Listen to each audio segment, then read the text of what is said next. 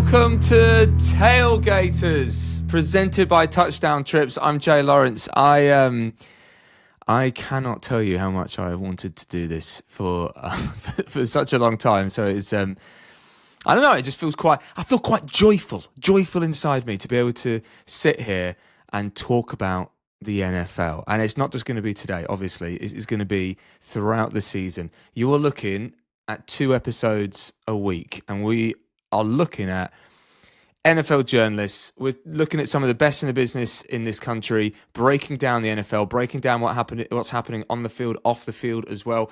We're talking about NFL players too. I mean, I've got 2 players on this episode alone. I'll tell you more about that in a second.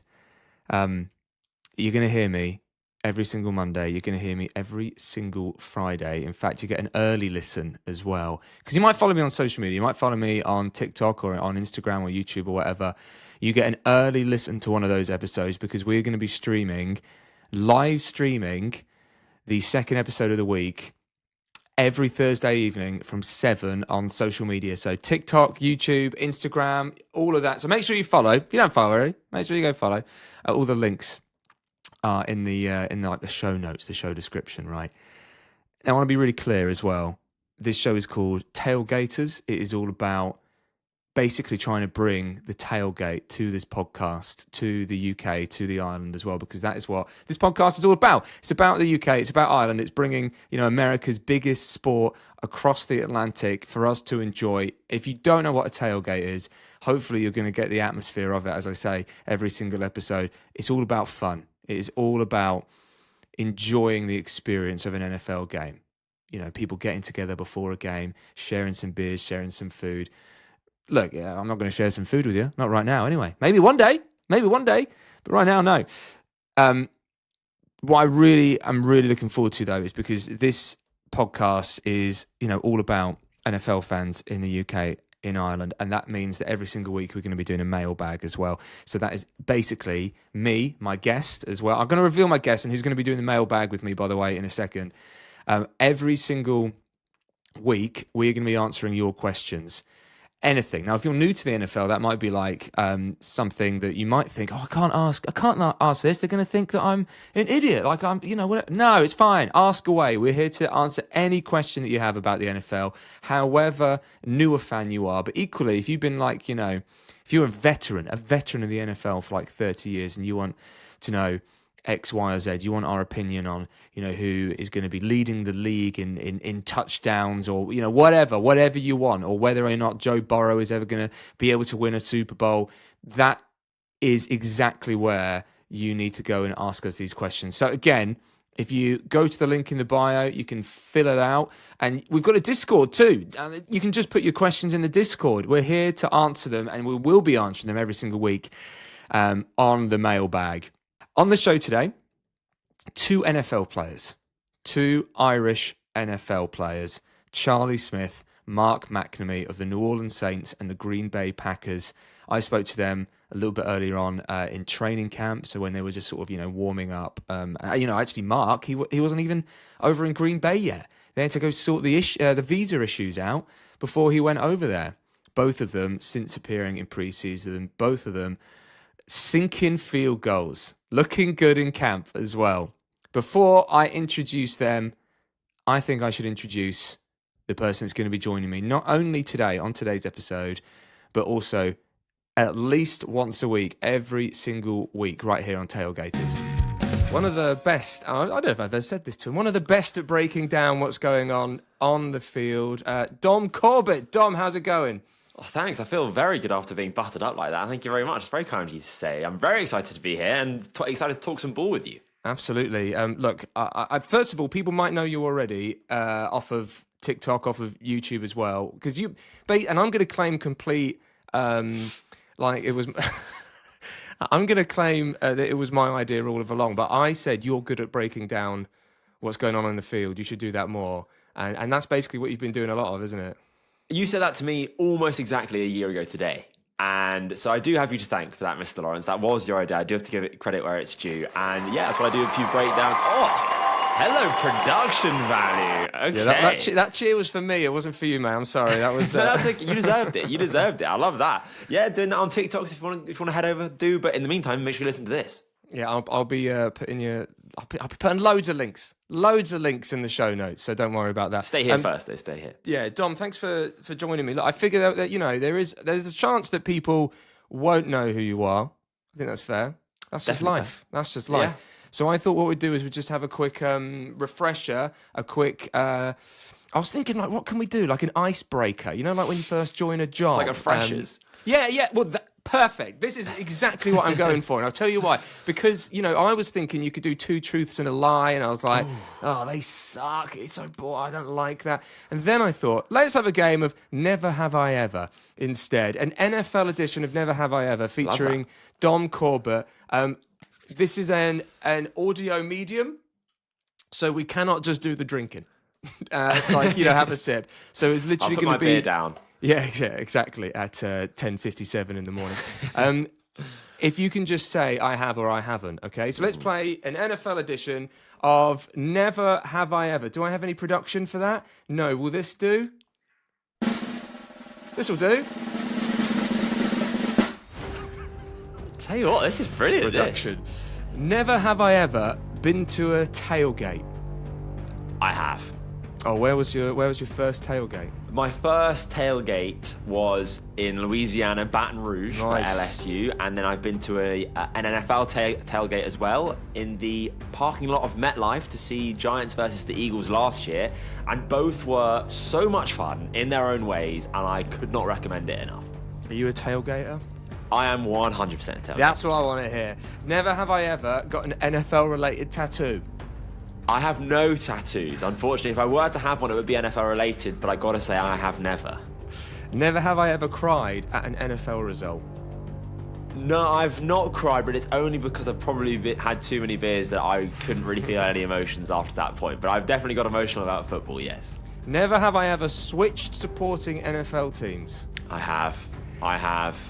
I can tell a quick version of the story for the sake of time. Yeah, do, because people turning off at this point. I'm sorry, guys. I'm sorry. My journey started 2015, seeing Cam Newton, the dab, loved the Panthers, but felt I was glory hunting, so chose the Browns as the worst team. Brilliant. Loved the Browns for multiple years. And then they signed Deshaun Watson. And I'm sorry, I couldn't get behind that. I couldn't cheer for a guy like that. So I've moved to the Texans, the other worst team at the time. Can't say I'm a glory fan. And now they're actually pretty good. And I love the Texans, and I will be supporting them for the foreseeable. Then there'll probably would be people saying that I'm a bit hypocritical, as I count myself as a Saints and a Jags fan as well. So maybe that's. It's not like the Premier League. Yeah, it's not like the Premier League. Never have I ever, and I don't know where I was going with this one. Dreamt about an NFL player. Yeah, the boy behind me, Baker Mayfield. He's the reason why I even got into the sport, really, and why I supported the Browns. I loved him. I loved his the swag he had on the sideline, the personality he brings to the game and still brings to the game. I would love a Bucks creamsicle Baker Mayfield jersey. But yeah, Baker Mayfield, if I could it's that answer to the question, if you could have a drink with anyone dead or alive, 5 people, Baker Mayfield, it'd be Baker Mayfield number 1. Baker Mayfield number 1 out of Baker anybody Mayfield. Dead and alive. It would be like Elvis and Baker. Yeah, I'm not a music man, unfortunately, Jay. So you know who Elvis is. I know who Elvis is, but I don't really need to have a pint with him. I can just watch the biopic. Do you know what's interesting, actually, just really quickly, is that Elvis is just known as Elvis, right? You got Cher, just known as Cher. Baker. Baker. Just Baker. Just Baker. All right, we're halfway through. Never have I ever bought a jersey of a player who left the next season. Yes, I have. Really? Who's that? Yeah, I've got a Browns OBJ jersey. Love it. That is good. And it's actually actually a really good one as well. I've got quite a few jerseys actually, but my Browns OBJ one is that kind of Browns 3D printed number 1 that they had for one season. Beautiful jersey, not a great player, unfortunately for the Browns, but yes. Never have I ever turned the TV off because I thought the game was done and dusted, only for there to be an unbelievable ending.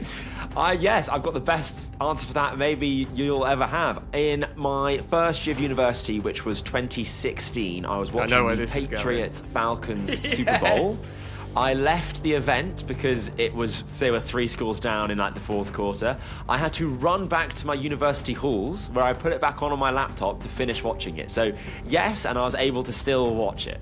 That is unbelievable. And in fact, I had a similar story. I watched the whole thing and I went to work the next morning at 5 a.m.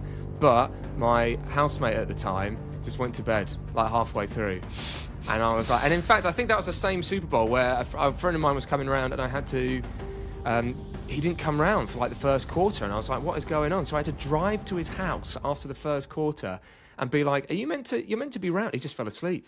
He was like, thanks for waking me up. So I bet he was glad to wake up for that one. Okay, 3 more. Never have I ever, where was I going with this one? Considered naming my firstborn after an NFL figure. Yeah, I've already had that ruled out by my significant other that Baker cannot be the first name of our child. So I'll see if I can fit in something like to do with May maybe as a middle name. But yes, and it's going to have to be a no though. Now, Baker's a good name as well. Not many Bakers, especially in this Bakers. country. Never have I ever got 0 sleep because I had to go to work straight after a late night game.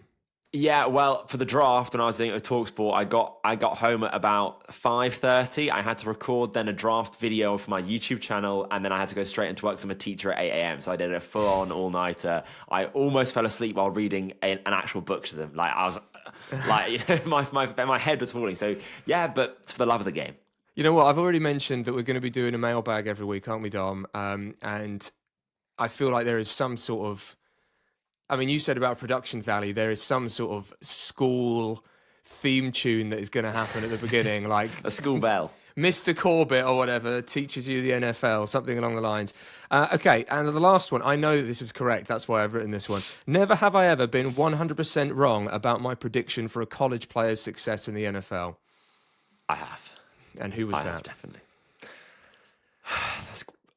You've got one in mind. I know who you got wrong. You got one in mind. Yeah. I'm a bit scared. I'm pretty sure that prior, because you do a lot of college stuff. I mean, you host a college podcast, don't you? Yeah. So who was a successful quarterback last year that you didn't have a lot of hope in? Jaden Daniels. That's right, yeah. Jaden Daniels, and Brian Thomas Jr. were the 2 big ones that stung me last year. Wow. And look, I was wrong. I'm happy to. You hate LSU, man. That's what it is all about. I mean, LSU. I saw them both. I saw them both live play Army when I went to Baton Rouge, and it was incredible. And I don't know why I doubt them because they're ballers. Okay, well there we go. That's Dom Corbett there, finding out exactly where are we now. Here we go. Well done, Dom. Thanks, guys. Thank you. There we go. That's enough for the clapping. All right. So what we're going to do in a second is we are going to be talking about 3 things that, I mean, you may have missed, or maybe if you've been keeping up to date, you know, when like somebody says to you, oh, so what's new in the NFL? And maybe they've just not turned on it, what's been going on since February. We're going to be going on some things. Some are obvious, some maybe not so obvious. We'll be back after this.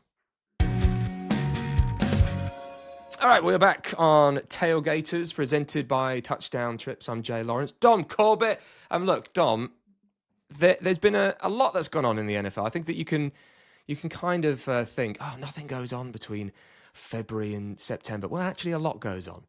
It might be a bit sporadic, but a lot does go on. And I've got this guy at work who's he basically is a sort of a fair weather NFL fan, and I have no problem with that whatsoever. But every now and again, he says to me, you know, what's new in the NFL?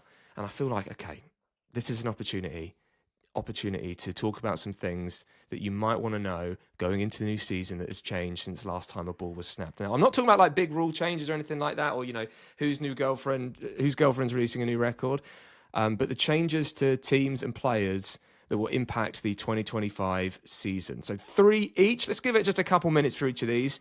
Dom, do you want to go first? I'd love to go first. My first one is that the Cincinnati Bengals are putting a torch to their Super Bowl hopes. And that is because of 2 players, both to do with contract issues. Firstly, their first round draft pick this year, Shamar Stewart from Texas A&M, very athletic but very raw pass rusher, basically missed the majority of preseason, rookie minicamp and OTAs because of some speculation about his contract with guaranteed money. Basically, if he were to go to prison, he wouldn't get the money. It was an impasse, and he didn't practice, and he needed that practice. He's very raw. He's very rough around the edges. He needed to be there learning from coaches, learning from veterans. He is now there, but that's a big chunk of development that he missed. And secondly with that, and probably bigger for the immediate Bengals Super Bowl hopes, Their star pass rusher, Trey Hendrickson, has requested a trade. There are now trade offers being sent to the Bengals for that player because they cannot afford to pay him, it seems. Now, the offense is set. Jamar Chase, Joe Burrow, T. Higgins, they've paid the big bucks to those three. But you need to have a defense if you want to win the Super Bowl. And the only decent player on the Bengals defense currently is Trey Hendrickson. So him not being in the building currently, having trade requests thrown at him by other teams, is not good for the Bengals, is not good for their Super Bowl hopes, and is terrible for their defense, which I'm worried could undermine the entire offense. I mean, it's kind of ironic, isn't it, really, that last year it was very obvious, even to someone that has watched the NFL for the first time. Cincinnati Bengals offense, good. Cincinnati Bengals defense, not so good. So then what happens, of course, is when it gets to the off-season or pre-season, is you really hope, okay, they've bolstered the defense. And as you say, Trey Hendrickson, not only actually one of their best players in the defense, one of their best players, one of 100%. The best players that plays on the defensive side of the ball in the NFL as well. And what's funny about this, and look, we are recording this has been released on Monday, we are recording this a couple of days earlier, so there is a chance that something might have happened in the last couple of days, but it seems kind of sorted. It seems like they are happy with like 99% of the details. It's just on guarantees, and that's what, contracts fall apart all the time on guarantees in the NFL, don't they? But with Shamar Stewart, I have heard some good things, though. I have heard some good things, but I suppose what you're saying is more time needed. And for any rookie, you need to take that time. Yeah, he needs to marinate, basically. Marinate is such a good phrase, yes. Exactly. The longer you leave your chicken marinating in the fridge, the better it tastes. And, if you're quickly doing it an hour before your guests come over, it's not really going to impart that much flavour, we'll say. So the thing is, even if something does happen with Trey Hendrickson, then that's great, fine. But it shouldn't even have got to this point for the Bengals. It's really the kind of point I'm trying to make. Because it will impact it no matter what, won't it? 100%. Like when these players come back, if they've missed preseason or that kind of time, they're not in football shape. That's how injuries happen. Like there's a lack of chemistry with the team. He could have been there helping Shamar Stewart. It's even if something does happen, it's still bad for the Bengals and still, I think, dampens their Super Bowl chances. Okay, well, actually, let's go on to my first one. And we'll keep on the defensive side of the ball as well, because the New York Giants are elite, kind of. In the defense, kind of, but actually more specific than that, they are elite on the defensive line. So if you're a Giants fan, there's so many questions going on about lots of things to do with your franchise or to do with your quarterback, blah, blah, blah, blah, blah. Well, just feel okay about the defensive line. Anyway, Abdul Carter has come in and he has joined Dexter Lawrence, Kayvon Thibodeau. I mean, you look at Brian Burns, their outside linebacker as well. You've got some very good players now with the New York Giants.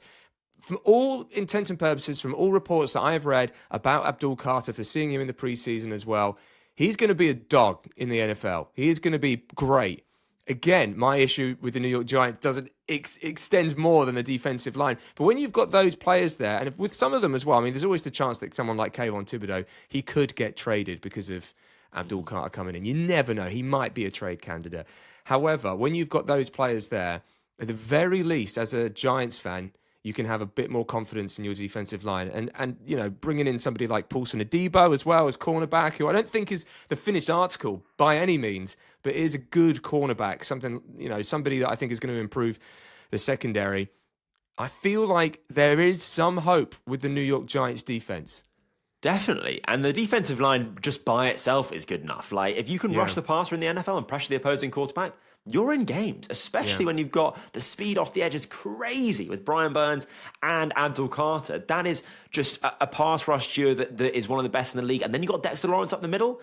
It's going to be hard for any quarterback to play against the Giants defense this year. And you've got Tyler Nubin, a young player in the secondary, and you've got Deontay Banks, another young player in the secondary, and you've got Javon Holland.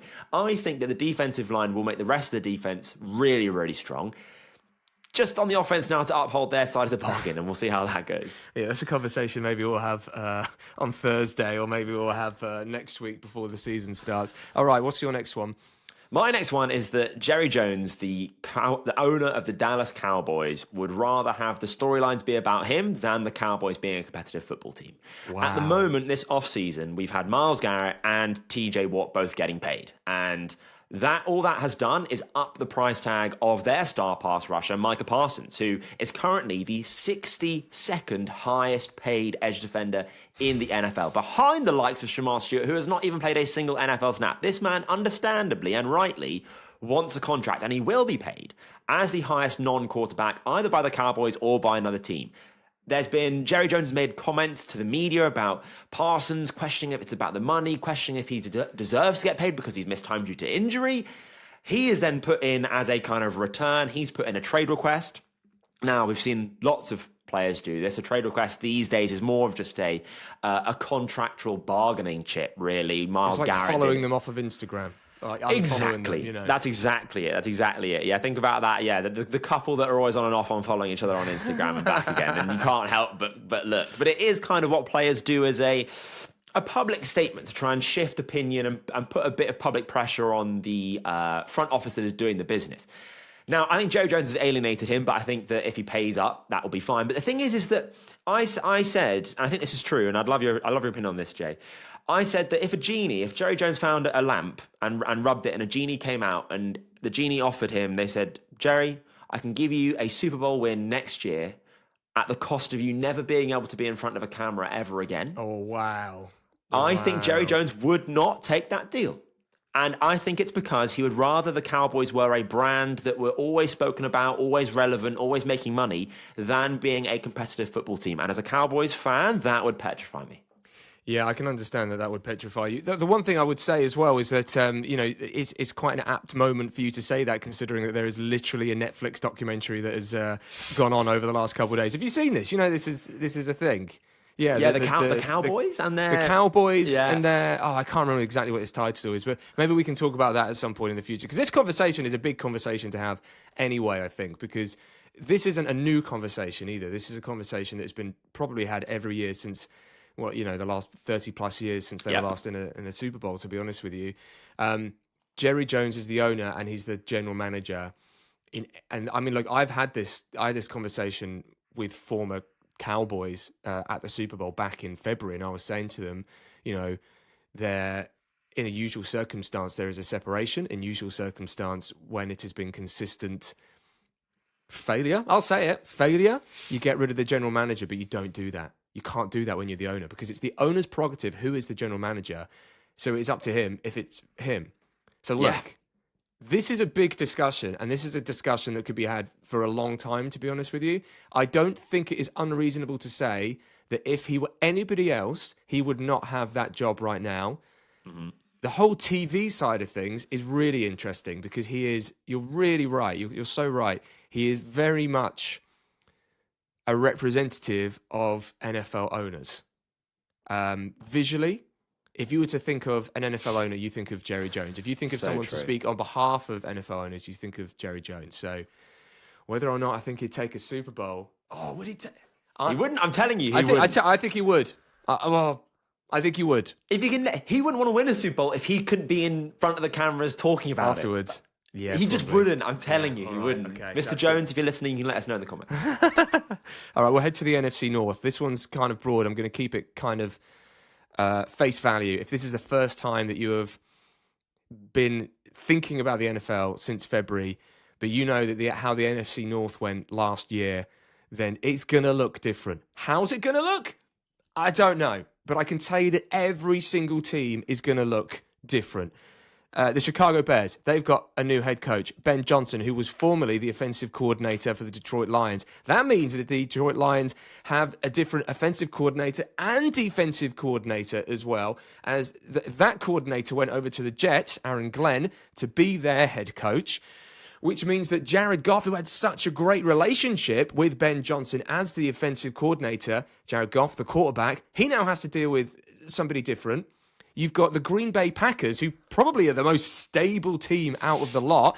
And you've got the Minnesota Vikings, who had Sam Darnold as almost like a tester year last year, decided not to go with him because they drafted a first-round quarterback in the 2024 draft, J.J. McCarthy. Now, they have the best wide receiver in the league, alongside Jamar Chase for the Bengals, right? In Justin Jefferson. How is Justin Jefferson going to produce with a new quarterback? I said this last year with Sam Darnold. It went well, don't get me wrong. It might go perfectly. But you just don't know. And Justin Jefferson's not really been on the field. Well, he's not been on the field for preseason either. So how is this going to go? My answer? Don't know. I don't know how this is going to go. I think the Lions have a real opportunity to drop off. Lots of people were saying they could be the Super Bowl pick. I think they could drop off. I think that the Packers, again, are probably most likely to be as they were from last year. Vikings have got a really good opportunity to be great, but also, again, an opportunity to be rubbish, depending how J.J. McCarthy takes the lead. Great defense, don't get me wrong. Chicago Bears have got an opportunity to force their way into the narrative, right? Caleb Williams, who has apparently looked good in preseason, but not perfect. The NFC North is going to look different. I just don't know how. I can't wait to see how the NFC North is going to look this year. I think the Lions are going to regress. I think that Ben Johnson is a fantastic coach, and therefore the flip side of that is that I think the Bears are going to be even better this year with Ben Johnson, with Caleb Williams, with Colson Loveland, their first round tight end draft pick, with DJ Moore, with Roma Duns, their first round wide receiver. Yeah, I mean, when you say it like that, but you know, a lot of these players were there last year, it just didn't go together, right? Yes, they had three different offensive coordinators. Yes, okay, fair point. You're hoping that Ben Johnson is going to be the catalyst. All right, one more each. Let's get through this. I've got that the Colts have a new quarterback, which is Daniel Jones, with Anthony Richardson on the bench. Yes. But that move says less about who they prefer at quarterback and more about where they are at as a franchise. There's loads of very interesting perspectives to approach this from. It's like one of those kind of fancy films that shows you the non-linear story from different perspectives. The first perspective is Daniel Jones, right? He rejected being the Vikings backup behind J.J. McCarthy because he wanted a chance to start. He identified Anthony Richardson in Indianapolis, good grief, as his potential way in. He was right. I think that Daniel Jones is a really good fit in this offense. He can operate the short game well. He's a rushing threat, which Shane Steichen likes to tap into. His deep ball accuracy leaves a lot to be desired, but he can at least hit a slant, which Anthony Richardson can't. For Richardson, he just needs more time, right? He had that disastrous play in the preseason where he was not able to identify where the blitz was coming from. He got absolutely smothered by a blitzing linebacker, I believe, and broke his little finger. That on his throwing hand, that undeniably put him behind Daniel Jones in terms of his likelihood to get the job. If it's you can play with a broken pinky, just about, but it's very painful and it is going to impact your accuracy, which for Anthony Richardson, not a good thing. But really, the most important thing here is that it says a lot about where the Colts front office is at. That is the move of a team that is only looking for this year's competitiveness, not any further than that. And that is because I believe they're aware they simply don't have the job security. They cannot trot out Anthony Richardson this year in a weaker AFC South, not make the playoffs because he can't make regular throws, and then expect to keep their jobs for this time next year. So this is a front office which I think has been told, it's time to give me results and give them now. And the irony is all three of mine have weirdly involved ownership, although that's not actually what I intended. But weirdly enough, when an ownership puts pressure on the front office to get results, the ironic thing is that it's going to result in worse results ultimately. And I think that Richardson is the better long-term option, but they're simply too scared and too unstable to play him. They said as well that this, just because he is not the starter, doesn't mean it's the end of Anthony Richardson's career in Indianapolis. Yeah, I'm not sure about that. I can see him coming in a few weeks' time, and I can see him having a great 3 games and then tailing off again. And what I would say about Anthony Richardson is he produced one of the best throws I've ever seen in my life at the beginning of last season. I can't remember who it was against, but it is baffling decisions. Was it? Okay, there we go. Yeah, so there were 2 deep bombs to Alec Pierce. Yes, unbelievable. Now, look, it was... But it's the baffling decisions. It's the decisions to decide to take yourself out of the field because you're tired. Now, that thing can get overblown, right? That one moment. But I do think it's indicative of no quarterback should ever think that. Why would you think that? Now, that combined with everything else that you've said means that I think that Anthony Richardson is going to... I think he'll be in the NFL. I do think he'll be in the NFL for a while because he's got some amazing traits. And I think that there'll be lots of teams thinking, I can make this guy better. Do I think that he's going to be a starting quarterback? I honestly believe we'll know by the end of this year. We'll know. Because if he doesn't play, or if he plays and he's not good, that'll be it. All right, one more. And this is going to... I'll keep this quick because I think that a lot of people will know about this already. If you haven't followed the NFL at all since February, you might not have heard of a guy called Travis Hunter. I think that's unlikely, but you might not have heard of him. Heisman winner, a man who is the Jacksonville Jaguars in April's draft traded up for. The only way to describe this guy is a unicorn. He plays on both sides of the ball. Now, if you're new to the NFL, that means you play offense and defense. You might think, oh yeah, there'll be loads of players that do that. No, there's really not. There's really not any player that does that.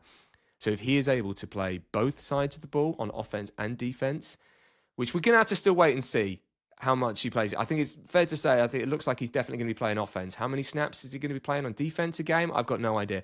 But if he does manage to do that, and at a very high level, we're looking at something unbelievable. So for no other, if you are going to go to see the Jacksonville Jaguars and against the Los Angeles Rams, at Wembley Stadium, this is a player that you need to keep an eye on, and that's the player really that I think a lot of people are going to be, keeping an eye on, to be honest with you, because I think he's one of the most exciting talents to come out of college in a while, purely for that fact.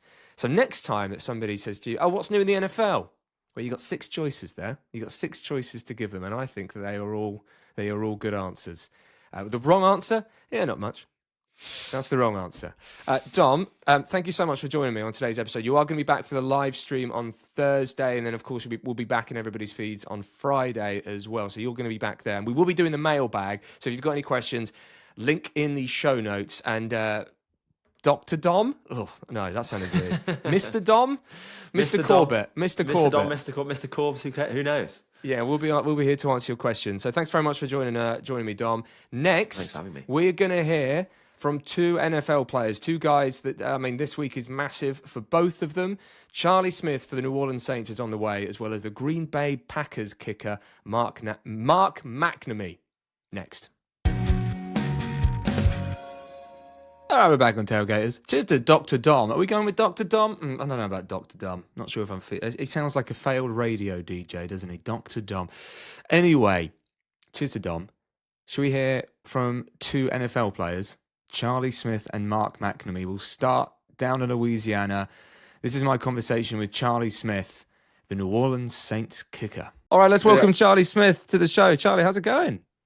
I'm going great, yeah. Thanks for having me on. And it's good to be on. And just back in New Orleans now, getting ready for the upcoming season. So it's really exciting. It is now summer in New Orleans. I know this isn't your first summer in New Orleans, so this isn't the first time you've experienced it.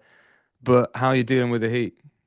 Well, there today we had our fitness test, and last year in training camp we were in California. So today it was like the first day. We don't do a lot of running anymore as kickers and punters.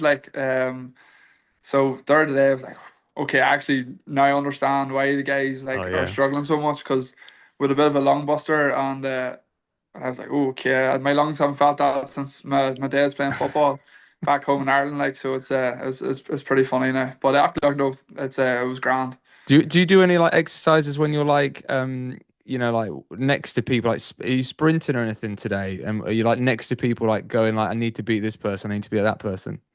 I think it was more so I know I'm not going to be getting judged based off this being a starting kicker or not if I'm super fast at a fitness test. There was a lot of shuttles. And the kickers we were in with the quarterbacks, linebackers, we call them the mids. So quarterbacks, linebackers, tight ends, running backs.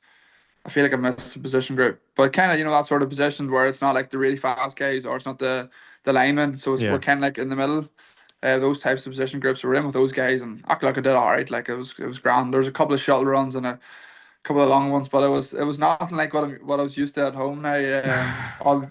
The boys were. I laugh at the boys. Says we used to run the sand dunes and Royal County Down golf course. And used to be in your hands and knees being sick all the time. But now it's grand now. I'm just more of a mobility type person, flexibility, a bit of strength. But everything's just primed around being fresh for kicking.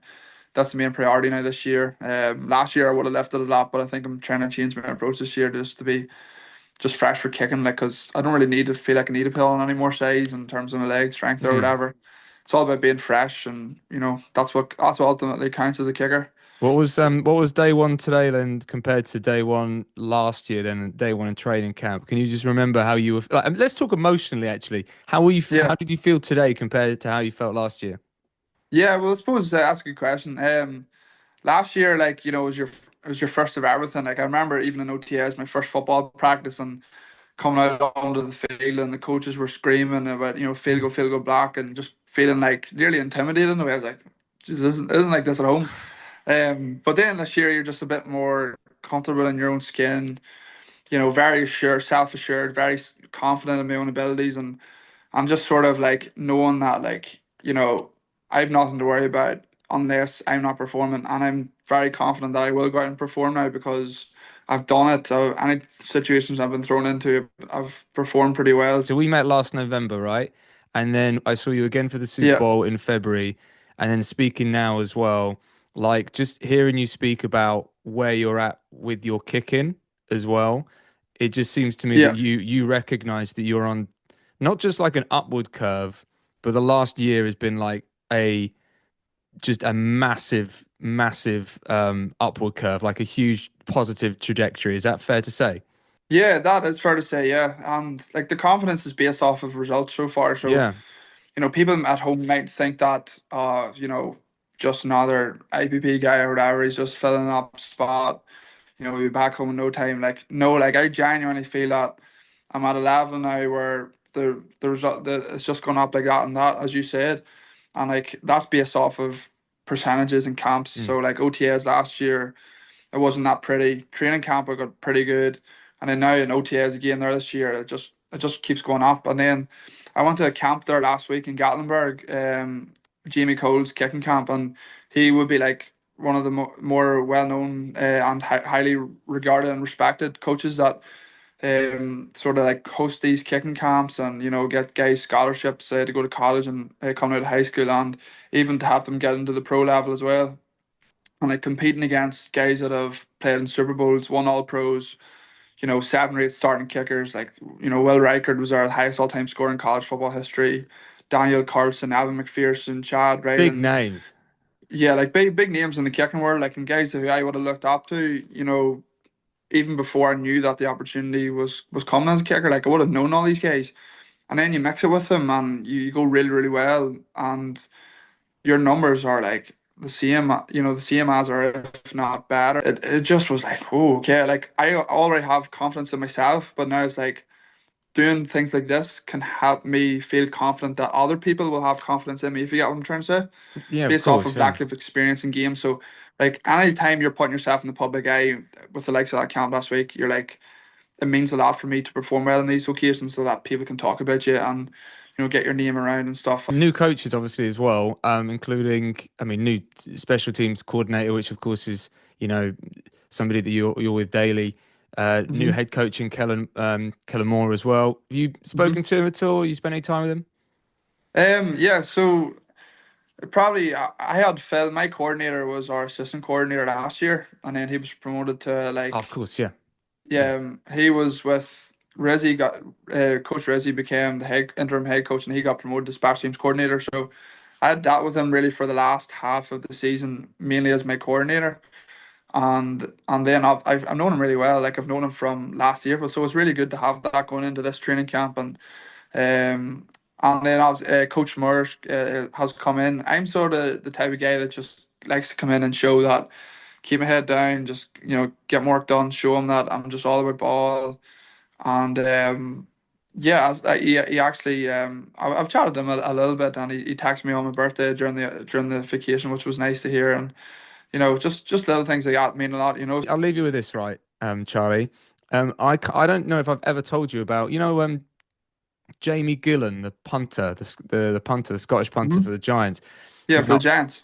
yeah, yeah. For a few years ago, when he joined the Browns, I was on a press conversation with him. So it was me and a bunch of other people just having a conversation with him, and I asked the question like, have you had like any weird questions from like, walking around Cleveland, people coming up to meet you, and he said to me that somebody came up to him and asked him, as he was Scottish, do they live in trees? And I thought that was the weirdest question that I think I've ever heard anybody ask. So my question to you, Charlie, has anyone asked you a weird question about you being Irish whilst you've been in New Orleans? I remember we turned up to the combine last year, and I'll not say who, but there was a specialist that was there, and he asked us, "Do we play Gaelic football in kilts?" And he didn't know what Nice. Gaelic football was. Like he didn't know what it was. And he's, do you all play in kilts? And I'm like, right, okay. So yeah, that was my welcome to America moment because that would have been one of my first times there. But the standard is like, oh, do y'all have many leprechauns? And Oh yeah, y'all, yeah, in the yeah, yeah. south, many leprechauns is you're not ginger. Why you're not Irish? Like it's things like that there, and you know yourself what they're what a lot of the Americans are like. But look, you just smile and laugh about it. Like it's just funny the way at times it's like America and it's just everywhere else. It's so funny. But It's part of the I love that charm, though, about isn't it. it? Yeah, it is. It's class, and I'm not like giving off about it at all. Like, but it's just funny the way the stereotypes just come out, and like you're just like you said, oh, the look of the Irish, and all. I'm like, come on, like it's so funny the way it is over here, and that's just the culture. And another thing is the accent as well. It's like that's the one thing that's people still getting. I'm like, come on, Cam Jordan. It's been, what, 15 months now, and you still can't understand a word, you know? And then even now, when I go back home, my friends give off to me for the way I speak. Apparently, my accent's changed, even though it clearly hasn't. You can't win here, you know? You go over to America, you can't talk, they don't understand you, and then you're back home, then think you're American. So, well, it's all part of it. All part of the charm, man. And if all goes well with you, then you're going Yeah, to be dealing with it for a lot longer. I'm fairly confident it'll be for a lot longer now. It's only a matter of time before we're playing on Sundays, like so. Just whenever that time comes, it'll come, and I'm hoping it's gonna be pretty soon. Charlie, man, thank you so much for coming on. Charlie Smyth on Tailgaters. What a man! What a really nice guy as well. And also, I've been for a pint with him, and he offered to buy a pint. So that's how you know someone's a stand-up guy when they offer to get you the pint. Let's hear from Mark McNamee in a second. But what I wanted to say is that in a few days' time, we are going to be recapping what's going on with the NFL players, the British and Irish NFL players across the NFL, because obviously over the next couple of days, really over the next 24 hours, a lot of these players are going to find out whether they're going to be in the 53-man roster, they're going to be cut, or maybe they're going to be joining the practice squad and that extra spot that is specifically for international players. So the likes of Charlie, the likes of Travis Clayton with the Bills, Jude McAtemney with the Giants, Maz Mwanza as well with the Panthers. There's going to be more as well, including Mark McNamee with the Green Bay Packers. Should we hear from him? This is my conversation with Mark McNamee from Ireland, the Green Bay Packers kicker. Welcome to the show, Mark McNamee. How you doing, man? Thanks, Jay. Great. Yeah. Thanks very much for having me on. Very good. Oh, not at all. I mean, look, someone who's been through a bit of a roller coaster of a time, I think, over the last the few weeks. Is that fair to say? Yeah, absolutely. Absolutely. Yeah, it's been nuts. It's been great. Like obviously really enjoyed everything, but it's been nuts. Okay, so look, I'll go through the past few weeks in a second, but let's just focus on the biggest thing I think it's fair to say that's happened over the last couple of weeks, and that is your signing with the Green Bay Packers. And I think I can't remember if I've told you this or I mentioned it or whatever, but it was funny because I was literally Googling your name, thinking, I wonder what Mark McNamee's doing down in, Yeah, because yeah, you're at the yeah. BC Lions, and I saw you'd been cut, and I was like, oh, that's gutted. And then I saw it. That's like later on that day. I was like, he's joined the Packers. I was like, okay, I don't feel so bad for him now. I think he's doing all. Yeah, I yeah, think he's yeah. doing all right. How was that? Tell us how that came about.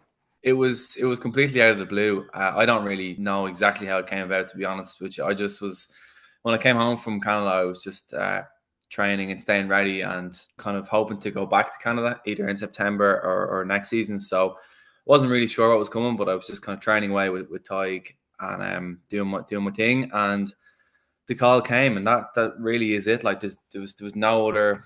I didn't have any indication before that. So once it came, I mean, it was just it was manic for 48 hours. Thankfully, got over to Green Bay and got signed. What were you doing when you got the phone call that the Packers wanted to get you in? I was actually out for dinner with my family. I had to get up and leave the restaurant. I got a call. So thankfully I went outside to take the call, not knowing what it was, because I definitely made a bit of a commotion Yeah, outside. It was you came back into the restaurant, I presume, yeah, and then how did your family react when you told them? just shock. Couldn't believe it. Like just complete. Obviously, just overcome with excitement, and happiness. And then I mean, just it was one of the stranger dinners we've had on a Sunday night in Dublin. So yeah, but, yeah. Did you get anything to celebrate? I mean, you got to get like a glass of champagne or something. no, I had a pizza. That was it. Oh, I knew it'd be pizza. a quick turnaround, so I know. Yeah, no, I've a lot of work ahead of me, so I didn't feel like I needed anything, to be honest. I was just absolutely delighted with Yeah. what had happened. So now I'm under no illusions though. Like, I'm going to work, going straight to work. I don't have a big window to prove myself here. I have a few weeks till the end of camp, so I can't wait to just get over and get straight into it and prove to the Packers why I think I should be part of an NFL operation. And you're joining a franchise as well that, well, first of all, have Super Bowl aspirations, but one of the more storied franchises in the NFL as Yeah. well. How do you feel? I mean, do you feel nerves in any way? Like, can you just imagine just walking into Lambeau Field for the first time? Yeah, it's a surreal feeling, and like I can't wait to hopefully experience it. No, I don't feel nerves at the moment, to be honest. Like, I mean, this was the goal from when I got the call about the IPP in December. This was always the goal. This was what we wanted to happen. So, like, don't get me wrong. Before I play a game or anything like that, nerves come usually a day or two out, and it'll be no different here, which is fine. But no, at the moment, like, I'm just kind of tunnel vision on getting there. Have you got any? And it's okay to admit this if it is the case. Is there like a little bit of a fan inside you that when you walk in, you're going to be like, oh, that's Jordan Love. That's Jordan Love. Yeah, 100%. Yeah, well, I was in the facility last Tuesday when I saw him, and I was waiting in the kind of a lobby area, and all of these. I was like, geez, that's an NFL player there. And I kind of pinch myself and think, okay, relax here now. Like, That's a big man. Don't be staring. Yeah, it was definitely a pinch me moment when I was sitting there. So I'm trying to I think last week I was definitely on a high. Coming into this week, I've just been mentally back down to earth and getting ready for the task at hand. I mean, you're in a situation as well where you're joining the Packers. I'm sure you're under like no illusions as well that that their kicker Brandon McManus has just signed a contract as well. So I mean, look, I don't think that I'm being rude in saying that. I think it's fair to say that it looks like he's going to be the starting kicker there. How does that reflect how does that change or alter what you're thinking in terms of what your aims are for the off season? It doesn't really. I mean, it's class. Get to learn from arguably the best kicker in the league. I mean, what else could you possibly want? It's just absolutely perfect situation for me. I think, and I'm still learning. I feel I'm at a high level, but I've a long way to go before I'm a finished product. What's your knowledge of Wisconsin? What's your knowledge of Green Bay? Not much, to be honest. Not much. I'm sure I'll learn plenty when I'm out there. I mean, it's Packers Nation. I mean, that's about it, really. Yeah, they love their dairy. That's what I was going to say. What's your cheese like? What's your favorite cheese? Love cheese. Yeah. It's going to be an amazing experience for you. I've got no doubt about that. I'll leave you with one last question, and I don't want this to come across whatever. I only asked this question having spoken to Charlie about this similar situation multiple times. Are you prepared for many people trying to do the Irish accent? No. I don't think anything can prepare you for that. I had a taste of it in Florida, all right. Oh, really? It's tough. It's tough to listen to sometimes, yeah. You're like, yeah, all right, yeah, I get it. Yeah, I get it. Yeah. I am Irish. Good luck with that. Yeah. Good luck with that one. Look, good luck. Hopefully we can catch up maybe at some point in the season, provided you get onto that IPP practice squad and all of that. Good luck, man. 100%. Thanks very much, Jay. Appreciate it. Can I just say that I've absolutely loved the first episode, the inaugural episode of Tailgaters. So thank you so much for listening, really.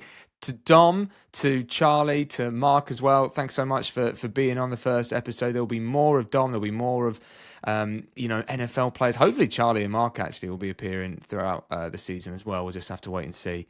And also, like, we'll have to see if they get annoyed with me DMing them all the time. Do you know what I mean? Saying, hey, can you just come on the podcast? If you haven't subscribed yet, go and hit that subscribe button. I cannot tell you how much it helps a new podcast hitting that subscribe button and, leaving a review if you've enjoyed the first episode as well. So I would really, really appreciate it if you can. I'll be back later on this week. Dom's going to be with me as well. Remember, get your questions in on the mailbag. We're going to be doing a mailbag where we're going through, the British and Irish players and what's been happening with them and where they're going to be going in the upcoming NFL season. So get on over to Discord, get on over to the show notes and hit the relevant buttons to go and subscribe, to follow, and give us your questions for the mailbag. I'm asking a lot, aren't I? It's only the first episode. I'm asking a lot. Anyway, I'll see you in a few days' time. And this has been Tailgaters, presented by Touchdown Trips. Have a good one.